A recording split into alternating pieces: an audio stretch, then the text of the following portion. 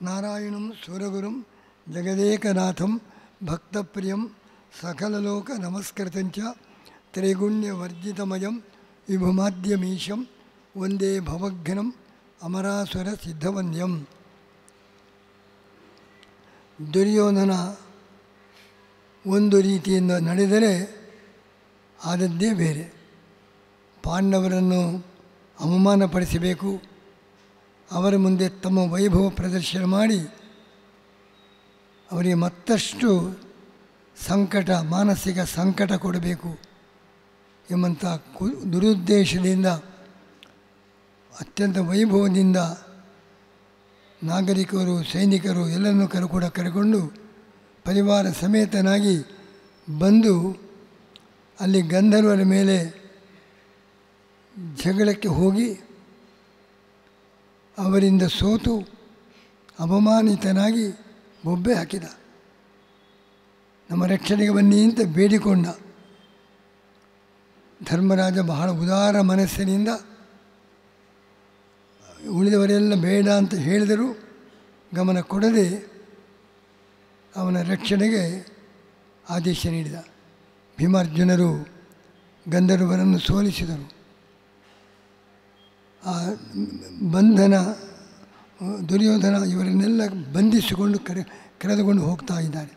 ಕೊನೆಗೆ ಚಿತ್ರಗುಪ್ತ ಅರ್ಜುನ ಜೊತೆಗೆ ಸಂಧಾನ ಮಾಡಿ ಧರ್ಮರಾಜನ ಆದೇಶದಂತೆ ಆ ಕೌರವರನ್ನೆಲ್ಲ ಹಾಗೆ ಬಂಧ ಮುಕ್ತರನ್ನಾಗಿ ಮಾಡಿ ತಿರುಗಿ ಕಳಿಸಿದ್ದಾರೆ. ಭಾರೀ ಅವಮಾನ ಆಯಿತು. ಏನು ಮಾಡಲಿಕ್ಕೆ ಹೋಗಿ ಏನಾಯಿತು, ಎಷ್ಟು ಅಪಮಾನ! ಪಾಂಡವರ ಮುಂದೆ, ತಮ್ಮ ಪತ್ನಿಯರ ಮುಂದೆ, ಎಲ್ಲ ಪರಿವಾರದ ಮುಂದೆ ಅತ್ಯಂತ ಅವಮಾನಕರವಾದ ಪರಾಜಯ. ಪಾಂಡವರಿಂದಲೇ ವಿಮೋಚನೆ. ಇದಕ್ಕಿಂತ ಬೇರೆ ಒಂದು ಅವಮಾನದ ಘಟನೆ ಇಲ್ಲ. ಅಷ್ಟು ಕುಗ್ಗಿ ಹೋದ ದುರ್ಯೋಧನ. ಧರ್ಮರಾಜನಿಗೆ ನಮಸ್ಕಾರ ಮಾಡಿ ಅನುಜ್ಞೆ ಪಡೆದು ಅಲ್ಲಿಂದ ಹೊರಟ. ಈ ಥರದ ದುಸ್ಥಿತಿ, ಕೆಟ್ಟ ಉದ್ದೇಶದಿಂದ ಸಜ್ಜನನ್ನು ಕೆದಕಲಿಕ್ಕೆ ಹೋದರೆ ಅದರ ಪರಿಣಾಮ ಏನು ಎಂಬುದರ ಅನುಭವ ದುರ್ಯೋಧನನಿಗಾಯಿತು. ಆಗ ಜನಮೇಜಯ ಪ್ರಶ್ನೆ ಮಾಡ್ತಾನೆ,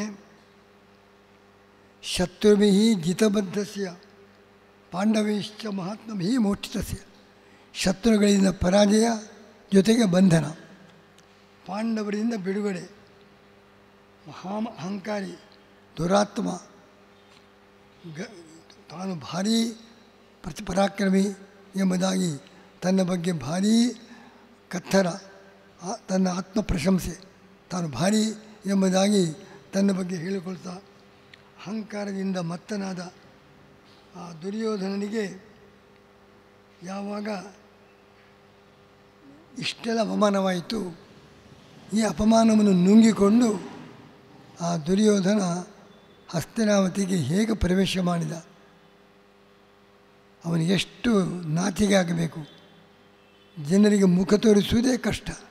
ಆ ಸ್ಥಿತಿಯಲ್ಲಿ ಅತ್ಯಂತ ಅವಮಾನಕರವಾದ ಹೀನಾಯ ಸೋಲನ್ನು ಅನುಭವಿಸಿದ್ದಾರೆ. ಯಾರ ಜೊತೆಗೆ ವಿರೋಧವೋ ಅವರಿಂದಲೇ ಬಿಡುಗಡೆ. ಇಂಥ ದುರ್ಯೋಧನ ಪುನಃ ಹಸ್ತಿನಾವತಿಗೆ ತಸ್ಯ ಲಜ್ಜಾನಿತಸ್ಯೇವ ಶೋಕವ್ಯಾಕುಲ ಚೇತಸಃ ಪ್ರವೇಶಂ ವಿಸ್ತರೇಣ. ಇಂಥವನು ಯಾವ ಮುಖ ತೋರಿಸಿ ಹಸ್ತಿನಾವತಿಗೆ ಹೋದ, ಹೇಗೆ ಹೋದ, ಏನೆಲ್ಲ ಘಟನೆ ನಡೆಯಿತು ಎಂಬುದಾಗಿ ಆ ಜನಮೇಜಯ ಇದೆಲ್ಲ ಕಥೆ ಕೇಳಿ ಭಾರಿ ಸ್ವಾರಸ್ಯದ ಅನುಭವ ಆಯಿತು. ಮುಂದೆ ಏನಾಯಿತು, ದುರ್ಯೋಧನ ಯಾವ ಮುಖ ತೋರಿಸಿ ಪುನಃ ಹಸ್ತಿನಾವತಿಗೆ ಪ್ರವೇಶ ಮಾಡಿದ್ದಾನೆ ಹೇಳಿದಾಗ ಹೇಳ್ತಾರೆ ವೈಷಮ್ಯರು, ಅವನು ತಲೆ ತಗ್ಗಿಸಿಕೊಂಡೇ ಅಲ್ಲಿಂದ ಹೊರಟ. ಸ್ವಲ್ಪ ದೂರ ಹೋದ, ನಮ್ಮ ನಗರಕ್ಕೆ ಹೋಗುವ ದಾರಿಯಲ್ಲಿ. ಆಗ ಒಂದು ಕಡೆ ವಿಶಾಲವಾದ ಮೈದಾನ, ಬೇಕಾದಷ್ಟು ಧಾನ್ಯ ಅಂಥ ಒಂದು ಒಳ್ಳೆಯ ಪ್ರದೇಶದಲ್ಲಿ ನಿಂತ. ಎಲ್ಲ ಸೈನ್ಯ ಅವರಿಗೆಲ್ಲ ಸ್ವಲ್ಪ ವಿಶ್ರಾಂತಿ ಪಡೆಯೋಣ, ಒಂದೆರಡು ದಿವಸ ಇಲ್ಲಿ ಕುಳಿತು ಬಂದು ಹೋಗೋಣ, ದೂರ ಪ್ರಯಾಣ ಇದೆ ಎಂಬುದಾಗಿ ತನ್ನ ಸೈನ್ಯ ಪರಿವಾರ ಎಲ್ಲರಿಗೂ ಕೂಡ ಅಲ್ಲಿ ವಸತಿ ಏರ್ಪಾಡು ಮಾಡಿದ. ಆಮೇಲೆ ಅವನು ಅಲ್ಲಿ ನೋಡ್ತಾನೆ, ತಪ್ಪಿಸಿಕೊಂಡು ಸೋತು ಕರ್ಣ ಓಡಿದವ. ಆ ಓಡಿದ ಕರ್ಣ ಅಲ್ಲಿ ನಿಲ್ಲಿಸಿದ್ದಾನೆ. ಮುಂದೇನು ಹಸ್ತಿನಾವತಿಗೆ ಹೋಗಲಿಕ್ಕೂ ಇಲ್ಲ, ಅಲ್ಲಿ ಬರಲಿಕ್ಕೂ ಧೈರ್ಯ ಇಲ್ಲ. ಯುದ್ಧದಲ್ಲಿ ಸರಿ ಪೆಟ್ಟು ತಿಂದಿದ್ದಾನೆ, ಪುನಃ ಅಲ್ಲಿ ಹೋಗಲಿಕ್ಕೆ ಆಗೋದಿಲ್ಲ. ಎಲ್ಲರನ್ನು ಬಿಟ್ಟಾರು, ಒಬ್ಬನೇ ದುರ್ಯೋಧನ ಹಸ್ತಿನಾವತಿಗೆ ಹೇಗೆ ಹೋಗೋದು ಎಂಬುದಾಗಿ ಗೊಂದಲದಲ್ಲಿ ಕರ್ಣ ಅದೇ ಪ್ರದೇಶದಲ್ಲಿದ್ದ. ದುರ್ಯೋಧನ ಸೈನ್ಯ ಸಮೇತನಾಗಿ ಬಂದನ್ನು ನೋಡಿದ ಕರ್ಣ, ನಾನು ಸೋತು ಬಂದರೂ ಕೂಡ ದುರ್ಯೋಧನ ಮಹಾಪರಾಕ್ರಮ ತೋರಿಸಿ ಗಂಧರ್ವರನ್ನು ಸೋಲಿಸಿ ತಿರುಗಿ ಬಂದಿದ್ದಾನೆ ಅಂತ ಭಾರಿ ಸಂತೋಷ ಆಯಿತು. ತನಗೆ ಭಾರಿ ಅಪಮಾನ ಆದರೂ ದುರ್ಯೋಧನ ಜೀವಂತನಾಗಿ ಬಂದನಲ್ಲ, ಗಂಧರ್ವರನ್ನು ಸೋಲಿಸಿದ ಎಂಬುದಾಗಿ ಅವನು ಬಂದು ಅಭಿನಂದನೆ ಮಾಡ್ತಾರೆ. ದುರ್ಯೋಧನ ದೃಷ್ಟ ಜೀವಸಿ ಗಾಂಧಾರಿ, ಪುನಃ ಸಂಪರ್ಕ ಆಯಿತು, ನಾನು ಪೆಟ್ಟು ತಿಂದು ಓಡಿ ಬಂದೆ, ನೀನು ಬದುಕುತ್ತೀಯೋ ಸಾಯ್ತೀಯೋ ಅಂತ ಅಷ್ಟು ಭಯ ಆಗಿತ್ತು. ಬದುಕಿ ಬಂದೇ ಅಲ್ಲ, ಗಂಧರ್ವರನ್ನು ಬದುಕಿ ಬರಬೇಕಾಗಿದ್ದರೆ ಗಂಧರ್ವರ ಜೊತೆ ಯುದ್ಧ ಮಾಡಿ ಅವರನ್ನು ಸೋಲಿಸಿದೆ. ಇಲ್ಲದೆ ಹೋದರೆ ಅವರು ನಿನ್ನನ್ನು ಬಿಡುವವರಲ್ಲ. ಅವರನ್ನು ಸೋಲಿಸಿ ಗೆದ್ದು ಬಂದಿದ್ದೆಯಲ್ಲ, ನಿನಗೆ ಅಭಿನಂದನೆಗಳು ಎಂಬುದಾಗಿ ಅವನು ಗಷ್ಟ್ಯ ಸಮಗ್ರಂ ಪಶ್ಯಾಮಿ. ನೀನೊಬ್ಬನೇ ಅಲ್ಲ, ಎಲ್ಲ ಅಣ್ಣ ತಮ್ಮಂದಿರು ಬಂದಿದ್ದಾರೆ, ಯಾರಿಗೂ ಮರಣ ಆಗಿಲ್ಲ, ಎಲ್ಲರೂ ಜೀವಂತರಾಗಿ ಬದುಕಿ ಬಂದಿದ್ದಾರೆ. ನಾನೇನೋ ಸಾಧ್ಯ ಆಗಲಿಲ್ಲ. ಅಹಂತು ಅಭಿದ್ರುತ ಸರ್ವೇರಿ ಗಂಧರ್ವೈ, ನಿನ್ನ ಎದುರಿಗೆ ಬೇಕಾದಷ್ಟು ಯುದ್ಧ ಮಾಡಿದೆ, ಸಾಧ್ಯ ಆಗಲಿಲ್ಲ. ನಾಶಕ್ಕುರಂ ಸ್ಥಾಪಯಿತು, ಸೈನ್ಯ ಎಲ್ಲ ಚೆಲ್ಲಾಪಿಲ್ಲಿ ಆಯಿತು. ಏನು ಪ್ರಯತ್ನ ಮಾಡಿದರೂ ಸೈನ್ಯವನ್ನು ಸರಿಯಾದ ರೀತಿಯಲ್ಲಿ ನಿಲ್ಲಿಸಲಿಕ್ಕೆ ಸಾಧ್ಯ ಆಗಿಲ್ಲ, ಎಲ್ಲ ಚದರಿ ಓಡಿ ಹೋಗ್ತಾ ಇದ್ದಾರೆ. ನಾನು ಶರಕ್ಷತಾಂಗಶ್ಚ, ಮೈಯೆಲ್ಲ ಬಾಣ ಬಿದ್ದು ಮೈಯೆಲ್ಲ ನೆತ್ತರು ಸುರಿತಾ ಇದೆ. ಹೀಗಾಗಿ ಉಪಾಯ ಇಲ್ಲದೆ ನಿನ್ನನ್ನು ಬಿಟ್ಟು ನಾನು ಬರಬೇಕಾಯಿತು, ನನ್ನಿಂದಲೇ ಸಾಧ್ಯ ಆಗಲಿಲ್ಲ. ಅದು ನೀನು ಮಾತ್ರ, ಇದಂತೂ ಅತ್ಯದ್ಭುತ ಮನ್ನಿ, ಅತ್ಯದ್ಭುತ ಕಾರ್ಯ ನೀನು ಮಾಡಿದೆ. ನೀವೆಲ್ಲರೂ ಕೂಡ ಏನು ತೊಂದರೆಯಾಗದೆ ಸ್ತ್ರೀಯ ನಿಮ್ಮ ಪತ್ನಿ ಪರಿವಾರದ ಜೊತೆಗೆ ಆ ಗಂಧರ್ವರ ಜೊತೆಗೆ ಹೋರಾಡಿ ಗೆದ್ದು ಬಂದಿದ್ದಿಲ್ಲ, ಅತ್ಯದ್ಭುತವಾದ ಸಾಧನೆ ನಿನ್ನದು. ನನಗೆ ಆಗಲಿಲ್ಲ, ಭಾರೀ ಹೋರಾಟ ಮಾಡಿದೆ, ಎದುರಿಸಲಿಕ್ಕೆ ಸಾಧ್ಯವಾಗಿದೆ, ಸರಿಯಾಗಿ ಹೊಡೆತ ತಿಂದು ಬಂದಿದ್ದೇನೆ. ಇದಂತೂ ಅತ್ಯದ್ಭುತ ಮನ್ನಿ, ಇದು ವಿಶ್ವಮಾನಿಗ ಭಾರತ ಅಕ್ಷತಾನ್ ಸದಾರ ಬಲವಾಹನಾನ್ ವಿಮುಕ್ತಾನ್ ಸಂಪರ್ಪಶ್ಯಾಮಿ ಅಂತ ಅಮಾನುಷ ಯುದ್ಧ, ಭಯಂಕರವಾದ ಯುದ್ಧ. ಆ ಯುದ್ಧದಲ್ಲಿ ಏನೂ ತೊಂದರೆಯಾಗದೆ, ಏನೂ ಹಾನಿಯಾಗದೆ ಎಲ್ಲರೂ ಕೂಡ ಜೀವಂತರಾಗಿ ತಿರುಗಿ ಬಂದಿದ್ದಾರಲ್ಲ, ಬಹಳ ಅತ್ಯದ್ಭುತವಾದ ಸಾಧನೆ. ನೈತಸ್ಯ ಕರ್ತ ಲೋಕೇಸ್ಮಿನ್ ಪುಮಾನ್ ಭಾರತವಿದ್ದಿದೆ. ನಮ್ಮ ದೇಶದಲ್ಲಿ ಇಂಥ ಸಮರ್ಥ, ಇಷ್ಟು ಅತ್ಯದ್ಭುತ ಕಾರ್ಯ ಮಾಡಿದವರು ಬೇರೆ ಯಾರೂ ಇಲ್ಲ. ಯತ್ಕೃತಂತೆಯೇ ಮಹಾರಾಜ, ನೀನು ಮಾಡಿದ ಸಾಧನೆ ಈ ಜಗತ್ತಿನಲ್ಲಿ ಮತ್ತೆ ಯಾರೂ ಮಾಡಲಿಕ್ಕಿಲ್ಲ, ಅಂಥ ಅದ್ಭುತ ಸಾಧನೆಯನ್ನು ನೀನು ಮಾಡಿದ್ದಿ ಅಂತ ಹೊಗಳಿದ್ದು ದುರ್ಯೋಧನನು. ಮೊದಲೇ ಪೆಟ್ಟು ತಿಂದು ಸೋತು ನಾಚಿ ಬರ್ತಾ ಇದ್ದಾನೆ. ಕರ್ಣನ ಅಭಿನಂದನೆ ಅವನಿಗೆ ಮತ್ತಷ್ಟು ಚುಚ್ಚಿದಂತೆ ಆಯಿತು. ಅವಮಾನಿತನಾಗಿ ಬಂದಿದ್ದಾನೆ. ಕರ್ಣ ಅವನು ಹೊಗಳ್ತಾ ಇದೆ, ಭಾರೀ ಸಾಧನೆ ಮಾಡಿದೆ, ಅತ್ಯದ್ಭುತ ಸಾಧನೆ. ದುರ್ಯೋಧನ ಏನು ಅನಿಸಬೇಕು, ಮುಖ ತೋರಿಸಲಿಕ್ಕೆ ಸಾಧ್ಯ ಆಗಲಿ, ಅಷ್ಟು ಅಪಮಾನ ಆಯಿತು ಕರ್ಣನ ಮಾತಿದೆ. ಆಗ ಅವನು ಹೇಳ್ತಾನೆ, ಕಣ್ಣೀರು ಸುರಿಸ್ತಾ, ಅಜಾನತಸ್ತೆ ರಾಧೇಯ, ನೀನು ಇಷ್ಟೆಲ್ಲ ಹೊಗಳಿದಿ, ನನಗೆ ನಿನ್ನ ಹೋಗಲಿಕ್ಕೆ ಹೇಳುವಾಗ ಅಷ್ಟು ದುಃಖ ಆಯಿತು, ಸಿಟ್ಟು ಕೂಡ ಬಂತು.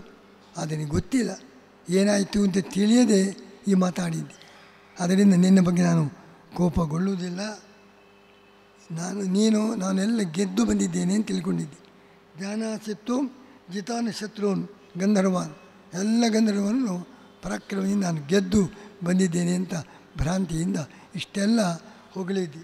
ಅದರ ಆದ ಘಟನೆ ಬೇರೆ. ನಮ್ಮ ಜೀವಮಾನದಲ್ಲಿ ಅನುಭವಿಸಲಾರದಷ್ಟು ಅಪಮಾನದ ಸನ್ನಿವೇಶ ನನಗೆ ಒದಗಿತು. ಅವರ ಜೊತೆಗೆ ಯುದ್ಧ ಮಾಡಿದೆ ನೀನು ಹೋದ ಮೇಲೂ ಕೂಡ. ಆದರೆ ನಮಗೆ ಅವರನ್ನು ಗೆಲ್ಲಲು ಸಾಧ್ಯ ಆಗಲಿಲ್ಲ. ಪರಾಜಯಂಚ ಪ್ರಾತ್ಮಾಸ್ಮಃ, ಸೋತೆವು ಅಷ್ಟೇ ಅಲ್ಲ, ರಣೆ ಬಂಧನಮೇವಚ, ಅವರ ಬಂಧನಕ್ಕೂ ಕೂಡ ಒಳಗಾದೆವು. ನಮ್ಮ ಮಂತ್ರಿಗಳು, ವಾಹನ ಎಲ್ಲರೂ ಅವರಿಗೆ ಬಂಧನಕ್ಕೆ ಒಳಗಾದೆವು. ನಮ್ಮ ಪತ್ನಿಯರು ಕೂಡ ಅವರು ಅಪಹಾರ ಮಾಡಿಕೊಂಡು ಕರೆದುಕೊಂಡು ಹೋದರು. ಇಂಥ ಸ್ಥಿತಿಯಲ್ಲಿ ನಮ್ಮ ಸೈನಿಕರು ಪಾಂಡವರಿಗೆ ದೂರ ಕೊಟ್ಟರು. ಹೀಗಾಗಿದೆ ಸ್ಥಿತಿ ಅಂತ ಅಲ್ಲಿದ್ದ ಪಾಂಡವರಿಗೆ. ನಾನು ಕೂಡ ಬೊಬ್ಬೆ ಹಾಕಿದೆ. ಆಗ ಧರ್ಮರಾಜನು ಅಲ್ಲಿ ಬಂದು ಅವರ ಜೊತೆಗೆ ಯುದ್ಧ ಮಾಡಿ ಸೋಲಿಸಿ ಸಂಧಾನ ನಡೆಸಿ ನಮ್ಮನ್ನೆಲ್ಲ ಬಿಡುಗಡೆ ಮಾಡಿಸಿದ ಧರ್ಮರಾಜ. ಹೀಗೆ ಆ ಗಂಧರ್ವರೆಲ್ಲ ನಮ್ಮನ್ನು ಪರಸ್ಪರವಾಗಿ ಒಂದಾಗಿ ಪಾಂಡವರು ಗಂಧರ್ವರು ಪರಸ್ಪರ ಸೌಹಾರ್ದದಿಂದ ಒಬ್ಬರು ಇನ್ನೊಬ್ಬರನ್ನು ಗೌರವಿಸಿದರು, ನಮ್ಮನ್ನು ಬಿಡುಗಡೆಗೊಳಿಸಿದರು.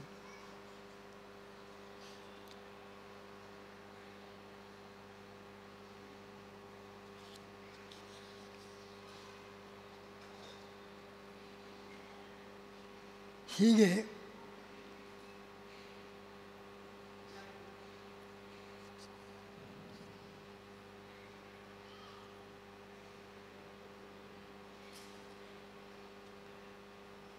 ನಮ್ಮನ್ನು ನಾವು ಗಂಧರ್ವ ಒಪ್ಪಲೇ ಇಲ್ಲ. ಧರ್ಮರಾಜ ಒಪ್ಪಿಸಿದ ಮೇಲೆ ಅವರು ದ್ರಷ್ಟಾರಸ್ಮ ಸುಖಾಧೀರಾನ್ ಸದಾರಾನ್ ಪಾಂಡವಾನಿತಿ. ಆಮೇಲೆ ಅವರ ಬದಿಗೆ ನಾವು ಹೋದೆವು. ನೀನು ಹೋಗಿಯಪ್ಪ, ಹೋಗಿ ಪಾಂಡವರಿಗೆ ಬಳಿ ಹೋಗಿ ಎಂಬುದಾಗಿ ನಮ್ಮನ್ನು ಬಂಧ ಮುಕ್ತಗೊಳಿಸಿ ನೀವು ಪಾಂಡವರ ಬಳಿಗೆ ಹೋಗಿ ಅವರಿಂದ ಅಪ್ಪಣೆ ಪಡೆಕೊಂಡು ಮುಂದೆ ಹೋಗಿ ಎಂಬುದಾಗಿ ಗಂಧರ್ವರು ಬಂಧ ಮುಕ್ತಗೊಳಿಸಿ ಪಾಂಡವರ ಕಡೆಗೆ ನಮ್ಮನ್ನು ಕಳಿಸಿದರು. ಆ ಮಾತು ಕೇಳಿ ನಾನು ಇನ್ನೇನು ಭೂಮಿಯ ಒಳಗೆ ಸೇರಬೇಕು ಅಂತ ಅನಿಸುವಷ್ಟು ಬೇಸರಾಯಿತು. ಮುಖ ತೋರಿಸಲಿಕ್ಕೆ ಆಗಲಿಲ್ಲ. ಭೂಮಿಯೇ ವಿವರಂ ಅನ್ವೇಚ್ಛಂ ಪ್ರವೇಶ, ಭೂಮಿಯ ಒಳಗೆ ಪ್ರವೇಶ ಮಾಡಬೇಕು ಅಂತ ಅಷ್ಟು ಅಪಮಾನ ಆಯಿತು. ನಾಚಿಕೆಯಿಂದ ನಾನು ಆ ಯುಧಿಷ್ಠಿರನ ಬಳಿಗೆ ಬಂದು ಅವರಿಗೆಲ್ಲ ಗೌರವ ಕೊಟ್ಟು ಎಲ್ಲರ ಮುಂದೆ, ಎಲ್ಲ ಸ್ತ್ರೀಯರ ಮುಂದೆ ನಾನು ಬಂಧನಾಗಿ ಅವರಿಂದ ಬಿಡುಗಡೆ ಬಂದು ಧರ್ಮರಾಜನ ಬಳಿಗೆ ಹೋದೆ. ಅವನು ನಮ್ಮನ್ನು ಕಳಿಸಿಕೊಂಡೆ. ಇದಕ್ಕಿಂತ ದುಃಖ ಬೇರೆ ಯಾವುದಾದ್ರೂ ಉಂಟು? ಕಿನ್ನು ದುಃಖ ಮತಪರಂ, ಇದಕ್ಕಿಂತ ದುಃಖ ಬೇರೆ ಯಾವುದಿದೆ? ಯಾರು ನಾವು ಅವರನ್ನು ಸೋಲಿಸಿದೆವು, ಅವರನ್ನು ದಾಸರು ಅಂತ ಮಾಡಿದೆವು, ಅರಣ್ಯಕ್ಕೆ ಕಳಿಸಿದೆವು, ನಮ್ಮಿಂದ ಇಷ್ಟು ಅಪಮಾನ ತಿರಸ್ಕಾರ ಪಡೆದ ಪಾಂಡವರಿಂದ ನಮಗೆ ಬಿಡುಗಡೆ ಆಯಿತು, ಅವರಿಂದ ನಮಗೆ ಬದುಕುವಂತಾಯಿತು. ನಾನು ಒಂದು ಪಕ್ಷ ಯುದ್ಧ ಮಾಡಿ ಅಲ್ಲಿ ಸತ್ತು ಹೋಗಿದ್ದ ನನಗೆ ಸ್ವಲ್ಪ ಆದರೂ ಮರ್ಯಾದೆ ಉಳಿಯಿತು. ಆ ಬಂಧನಕ್ಕೆ ಒಳಗಾಗಿ ಪಾಂಡವರಿಂದ ಬಿಡುಗಡೆ ಹೊಂದಿ ಪುನಃ ಬರ್ತಾ ಇದ್ದೇನೆಲ್ಲ, ಯಾರಿಗೆ ಹೇಗೆ ಮುಖ ತೋರಿಸಲಿ? ಅಲ್ಲಿ ಸತ್ತಿದ್ದರೆ ನನಗೂ ದುರ್ಯೋಧನರ ವೀರ ಮರಣ, ಗಂಧರ್ವರ ಜೊತೆಗೆ ಯುದ್ಧ ಮಾಡಿ ಆತ್ಮ ಬಲಿದಾನ ಮಾಡಿದರು, ಒಳ್ಳೆಯ ಹೆಸರಾದರೂ ಬರ್ತಿತ್ತು, ಒಳ್ಳೆಯ ಗೌರವ ಸಿಗ್ತಿತ್ತು. ಅದು ಆ ಗೌರವವೂ ಇಲ್ಲ, ಪರಮಾವಧಿ ಅಪಮಾನ ಆಯಿತು. ಪ್ರಾಪ್ತಸ್ಯಾಂ ಯದ್ಯಹಂ ವೀರ ವಯಂ ತಸ್ಮಿನ್ ಮಹಾರಣೆ ವಧಂ ಶ್ರೇಯಸ್ತತ್ ಭವಿತಾ ಮುಖ್ಯಂ. ಅಲ್ಲಿ ಮರಣ ಆಗಿದ್ದರೆ ಅದೆಷ್ಟೋ ಶ್ರೇಯಸ್ಕರ. ಭವೇ ದೇಶ ಪೃಥ್ವಿಯಾಮ್ಯ ಖಾತ. ಗಂಧರ್ವರ ಜೊತೆಗೆ ಯುದ್ಧ ಮಾಡಿ ಪ್ರಾಣ ಕಳೆಕೊಂಡವರು ಭಾರಿ ದೊಡ್ಡ ಮಹಾವೀರ ಎಂಬುದಾಗಿ ನನಗೆ ಒಳ್ಳೆಯ ಹೆಸರು ಬಂದು ಹುತಾತ್ಮ ಮುಂತಾದ ಬಿರುದುಗಳು ಬರ್ತಿತ್ತು. ಪ್ರಾಪ್ತ ಈಗ ಏನಿಲ್ಲ, ಇಂಥ ಬದುಕು ಬೇಡ ನನಗೆ. ಯತ್ವದ್ಯಮೇ ವ್ಯವಸ್ಥಿತಂ, ಅದಕ್ಕೋಸ್ಕರ ನಾನು ತೀರ್ಮಾನ ಮಾಡಿದ್ದೇನೆ, ನನಗೆ ಹಸ್ತಿನಾವತಿಗೆ ಹೋಗೋದಿಲ್ಲ, ಅಲ್ಲಿ ಮುಖ ತೋರಿಸಲಿಕ್ಕೆ ಸಾಧ್ಯವಿಲ್ಲ, ಇಷ್ಟು ಅಪಮಾನ ಆಗಿದೆ. ಅದಕ್ಕೋಸ್ಕರ ನಾನು ತೀರ್ಮಾನ ಮಾಡಿದ್ದೇನೆ, ಆ ಮರಣ ಉಪವಾಸ, ಇನ್ನು ಸಾಯುವುದೇ, ಮರಣ ಆಗುವವರೆಗೆ ಪ್ರಾಯೋಪವೇಶ, ಇಲ್ಲಿಯೇ ಉಪವಾಸಗೊಳಿಸಿಕೊಳ್ತೇನೆ. ನೀವೆಲ್ಲ ಹೋಗಿ ಹಸ್ತಿನಾವತಿಗೆ. ನಾನಂತೂ ಹಸ್ತಿನಾವತಿಗೆ ಬರಲಾರೆ, ಈ ಅವಮಾನವನ್ನು ಸಹಿಸಿಕೊಂಡು ನನಗೆ ಅಲ್ಲಿ ಇರಲಿಕ್ಕೆ ಸಾಧ್ಯವೇ ಇಲ್ಲ. ಯತ್ಪದ್ಯಮೇ ವ್ಯವಸ್ಥಿತಂ ತಚ್ಛೃಣುಧ್ವಂ ನರಶವಾಹ ಇಹ ಪ್ರಾಯಂ ಉಪಾಸಿಷ್ಯೆ ಯೂಯಂ ವೃಜಿತ ವೈಗ್ರಹ. ಇಲ್ಲಿ ಉಪವಾಸ ಮಾಡ್ತೇನೆ, ಆಮರಣ ಉಪವಾಸ, ನೀವು ಮನೆಗೆ ಹೋಗಿ ಎಲ್ಲರೂ. ಇಷ್ಟು ಹೇಳಿದಾಗ ನ ನಖ್ಯಹಂ ಸಂಪರ್ಯಾಸ್ಯಾಮಿ ಪುರಂ. ಈ ಶತ್ರುಗಳಿಂದ, ಪಾಂಡವರು ಶತ್ರುಗಳು, ಗಂಧರ್ವರು ಶತ್ರುಗಳು, ಅವರಿಂದ ಇಷ್ಟು ಅಪಮಾನ ಪಡೆದವನು ನಗರಕ್ಕೆ ನಾನು ಖಂಡಿತ ಬರುವುದಿಲ್ಲ ಎಂಬುದಾಗಿ ದುರ್ಯೋಧನ ತನ್ನ ತೀರ್ಮಾನವನ್ನು ಹೇಳಿ, ಮತ್ತು ಅಲ್ಲಿ ಹೋದರೆ ತಂದೆಗೇನು ಹೇಳೋದು? ಮೊದಲೇ ಹೇಳಿದ್ದ, ಪಾಂಡವರಿದ್ದಾರೆ, ಸ್ವಲ್ಪ ಎಚ್ಚರಿಕೆ, ಅವರನ್ನೆಲ್ಲ ಎತ್ತಿ ಕಟ್ಟುವ ಕೆಲಸ ಮಾಡಬೇಡ, ಅವರ ಸುದ್ದಿಗೆ ಹೋಗಬೇಡ ಎಲ್ಲ ಹೇಳಿದ್ದರು.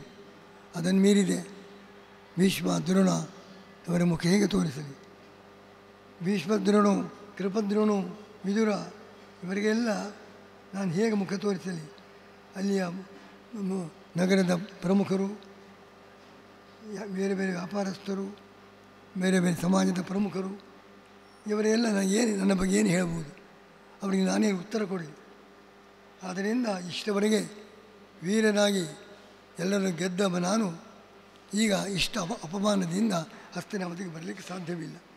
ಆದ್ದರಿಂದ ನಾನಿನ್ನು ನಗರಕ್ಕೆ ಬರುವುದಿಲ್ಲ, ಇಲ್ಲೇ ತಸ್ಮಾತ್ ಪ್ರಾಯಂ ಉಪಾಸಿಸಿ ನೈಷಕ್ಷ್ಯಾಮಿ ಜೀವಿತಂ, ನಾನು ಬದುಕಲಿಕ್ಕೆ ಇಷ್ಟವೇ ಇಲ್ಲ ಎಂಬುದಾಗಿ ತನ್ನ ನಿರ್ಧಾರವನ್ನು ಕರ್ಣನು ಬಂದು ಹೇಳಿದಾಗ ದುಶ್ಯಾಸನ ಕರೀತಾನೆ. ನೀನು ಅಧಿಕಾರ ಸ್ವೀಕಾರ ಮಾಡು, ರಾಜ್ಯವನ್ನು ನೀನೇ ಕೊಟ್ಟಿದ್ದೇನೆ, ನೀನು ರಾಜ್ಯವನ್ನು ನಡೆಸಿಕೊಂಡು ಉತ್ತಮ ರೀತಿಯಿಂದ ರಾಜ್ಯ ಪರಿಪಾಲನೆ ಮಾಡು ಅಂತ ದುಶ್ಯಾಸನಿಗೆ ಕೇಳ. ದುಶ್ಯಾಸನ ಮಾತ್ರ ಕಣ್ಣೀರು ಸುರಿಸಿದ. ಅವನು ಹಾಗೆ ಅಣ್ಣನ ಮೇಲೆ ಭಾರಿ ಭಕ್ತಿ. ನಿನ್ನನ್ನು ಬಿಟ್ಟು ಏನೇ ಆಗಲಿ, ಭೂಮಿ ಭೂಕಂಪ ಆಗಲಿ, ಪರ್ವತ ಜರಿಯಲಿ, ಏನೇ ಆಗಲಿ, ನಾನು ನಿನ್ನನ್ನು ಬಿಟ್ಟು ಹೋಗಲಾರೆ, ನಾನು ಹಸ್ತಿನಾವತಿಯ ರಾಜ್ಯವನ್ನು ಸ್ವೀಕಾರ ಮಾಡಲಾರೆ ಅಂತ ದುಶ್ಯಾಸನ. ನಾನು ಹಸ್ತಿನಾವತಿಗೆ ಬರುವುದಿಲ್ಲ. ಇಬ್ಬರು ಕೂಡ ಅಳಲಿಕ್ಕೆ ಆರಂಭ. ದುರ್ಯೋಧನ ದುಶ್ಯಾಸನ ಪರಸ್ಪರ ಮಾತಾಡಿಕೊಂಡು ನಾನು ಅಧಿಕಾರ ಸ್ವೀಕಾರ ಮಾಡುವುದಿಲ್ಲ ಅಂತ ದುಶ್ಯಾಸನ, ನಾನು ರಾಜ್ಯಕ್ಕೆ ಬರುವುದಿಲ್ಲ ಅಂತ ಇಬ್ಬರ ಹಠ, ಇಬ್ಬರೂ ಅಳಲಿಕ್ಕೆ ಆರಂಭ. ಆಗ ಕರ್ಣ ಹೇಳ್ತಾ ಇದ್ದಾನೆ, ಈ ಥರದ ಈ ಕ್ರಮ ಸರಿಯಲ್ಲ.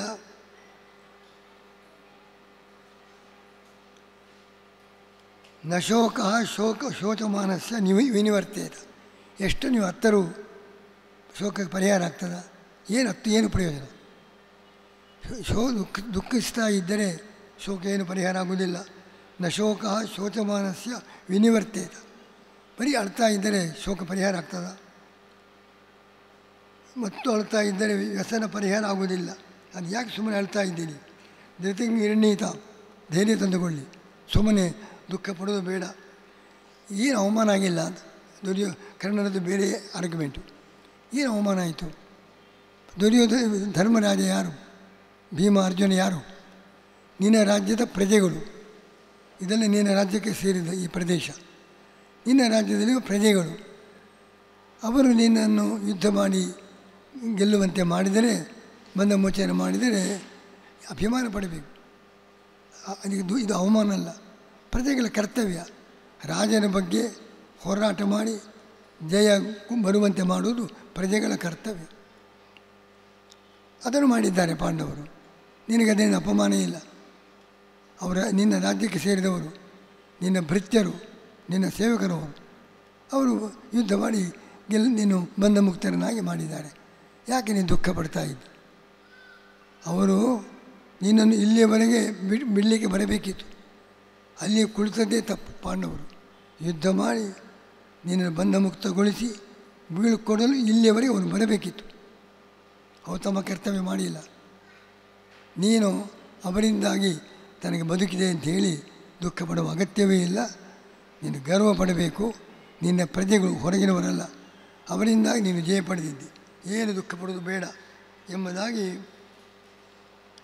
ಉತ್ಕೃಷ್ಟ ವೃಜ ಭದ್ರಂತೆ ಸಮಾಶ್ವಾಸೆಯ ಸೋದರನು, ಎದ್ದೇಳು, ಎಲ್ಲರನ್ನೂ ಕೂಡ ಸಮಾಧಾನಪಡಿಸು, ನೀನು ಸುಮ್ಮನೆ ದುಃಖ ಪಡೋದು ಬೇಡ ಎಂಬುದಾಗಿ ಕರ್ಣ ಸಮಾಧಾನ ಹೇಳ್ತಾರೆ. ಎಷ್ಟು ಸಮಾಧಾನ ಹೇಳಿದರೂ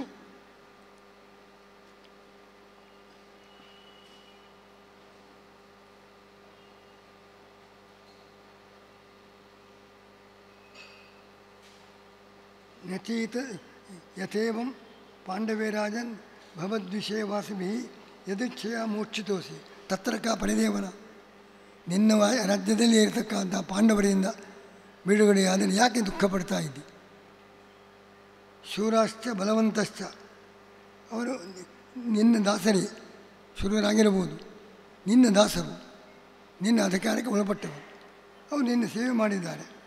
ಆದ್ದರಿಂದ ಪಾಂಡವರು ಅವರು ಇಂದ್ರಪ್ರಸ್ಥ ಅಧಿಕಾರ ಇತ್ತು, ರಾಜಋಷಿಯಾಗ ಮಾಡಿದರು. ಇಷ್ಟೆಲ್ಲ ಮಾಡಿ ನಿನ್ನಿಂದ ಪರಾಜಯಗೊಂಡು ಅರಣ್ಯಕ್ಕೆ ಹೋದರು. ಅವರೇನು ಉಪವಾಸ ಮಾಡಿದ್ದಾರಾ? ಇನ್ನು ಚೆನ್ನಾಗಿದ್ದಾರೆ, ಆರಾಮವಾಗಿದ್ದಾರೆ, ಯಾವ ದುಃಖ ಇಲ್ಲ. ನೀನು ಯಾಕೆ ದುಃಖ ಪಡ್ತೀವಿ? ನಿನ್ನಿಂದ ಎಲ್ಲ ರಾಜ್ಯಭ್ರಷ್ಟರಾಗಿ ಎಲ್ಲವನ್ನೂ ಕೂಡ ಕಳೆಕೊಂಡು ಅರಣ್ಯವಾಸ ಮಾಡ್ತಾ ಇದ್ದರೂ ಅವರೇನು ನಿನ್ನಂತೆ ದುಃಖ ಮಾಡಿಕೊಂಡು ಉಪವಾಸ ಮಾಡಿಲ್ಲ. ನೀನು ಕೂಡ ಯಾಕೆ ಸಂಕೋಚ ಮಾಡಬೇಕು? ಯಾವ ರೀತಿ ನಾಚಿಕೆ ಪಡುವುದು ಬೇಡ. ನನ್ನವರಿಂದ, ನನ್ನ ಸೇವಕರಿಂದ ನಾನು ಜಯ ಗಳಿಸಿದ್ದೇನೆ ಅಂತ ಹೇಳಿಕೊಂಡು ಒಳ್ಳೆಯ ಧೈರ್ಯದಿಂದ ಯಾವ ಸಂಕೋಚವೂ ಇಲ್ಲದೆ ನಗರಕ್ಕೆ ಬಾ ಅಂತ ಕರ್ಣನ ಪುನಃ ಆರ್ಗ್ಯುಮೆಂಟ್. ಅವಶ್ಯಮೇವ ನೃಪತೆ ರಾಜ್ಞೋ ವಿಷಯವಾಸವಿ ಪರ್ಯಾಣಿ ಆಚರಿತವ್ಯ. ನಗರದಲ್ಲಿರತಕ್ಕಂಥ ರಾಜ್ಯದಲ್ಲಿದ್ದ ಪ್ರಜೆಗಳು ರಾಜನಿಗೆ ಹಿತ ಮಾಡಬೇಕು, ಅವರವರ ಕರ್ತವ್ಯ ಮಾಡಿದ್ದಾರೆ. ಆದ್ದರಿಂದ ನನ್ನ ವಾಕ್ಯವನ್ನು ನೀನು ಕೇಳು. ನೀನು ಕೇಳದೇ ಇದ್ದರೆ ನಾನು ಕೂಡ ಹಸ್ತಿನಾವತಿಗೆ ಹೋಗುವುದಿಲ್ಲ, ನಾನು ಇಲ್ಲೇ ಇರ್ತೇನೆ, ನಿನ್ನ ಜೊತೆಗೆ ಇರ್ತೇನೆ ಅಂತ ಕರ್ಣ. ನೋತ್ಸಹೇ ಜೀವಿತಮಹಂ ತದ್ವಿಹೀನೋ ನರಶ, ನಿನ್ನನ್ನು ಬಿಟ್ಟು ನಾನು ಇರಲಿಕ್ಕೆ ಸಾಧ್ಯವಿಲ್ಲ. ಆದ್ದರಿಂದ ಉಪವಾಸ ಅಂತ ಮಾಡಿ ಮತ್ತಷ್ಟು ಅಪಹಾಸಕ್ಕೆ ಒಳಗಾಗ್ತಾಯಿತ್ತು. ಇಷ್ಟಕ್ಕೆ ಬೇಕಾದಷ್ಟು ಅಪಮಾನ ಆಯಿತು, ಬಂಧನಕ್ಕೆ ಒಳಗಾದಿ ಬಿಡುಗಡೆ ಆಯಿತು. ಈಗ ಬರೋ ಉಪವಾಸ ಅಂತ ಕೊಳ್ಳಿದರೆ ಮತ್ತಷ್ಟು ಜನ ಅಪಹಾಸ ಮಾಡ್ತಾರೆ. ಯಾಕೆ ಇಂಥದ್ದೆಲ್ಲ ನಿರ್ಧಾರ ಮಾಡ್ತೀವಿ? ಹೊರಡು, ಉಪವಾಸ ಬೇಡ, ರಾಜ್ಯಕ್ಕೆ ಬಾ ಎಂಬುದೇ ನಾನಾ ವಿಧದ ಆರ್ಗ್ಯುಮೆಂಟ್ ಮಾಡಿ ಸಮರ್ಥನೆ ಮಾಡಿ ಕರ್ಣನನ್ನು ದುರ್ಯೋಧನ ತನ್ನ ನಿರ್ಧಾರ ಬದಲಾಯಿಸುವಂತೆ ಪ್ರಯತ್ನ ಮಾಡ್ತಾ ಇದ್ದಾನೆ.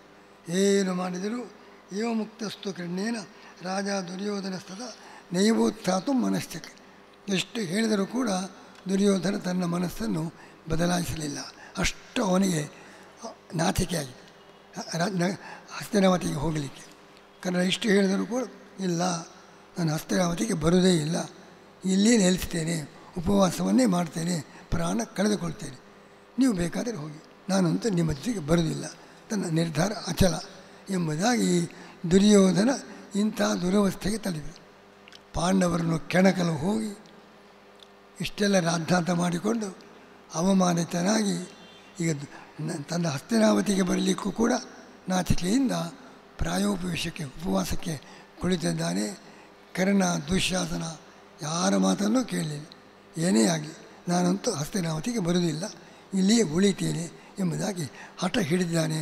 ಎಂಬಲ್ಲಿಗೆ ದುಷ್ಟರು ಮಾಡುವ ಎಲ್ಲ ಕುತಂತ್ರಗಳ ಪರಿಣಾಮ ಏನು ಮಾಡಲಿಕ್ಕೆ ಹೋಗಿ ಎಂಥ ಸ್ಥಿತಿಗೆ ದುರ್ಯೋಧನ ಬಂದಿದ್ದಾನೆ, ಪ್ರಾಣ ಕಳೆಕೊಳ್ಳುವಷ್ಟು ದುಸ್ಥಿತಿಗೆ ದುರ್ಯೋಧನ ಬಂದಿದ್ದಾನೆ ಎಂಬ ಚಿತ್ರಣ ಎಲ್ಲರೂ ಕೂಡ ಪಾಠ ಕಲಿಯಬೇಕು.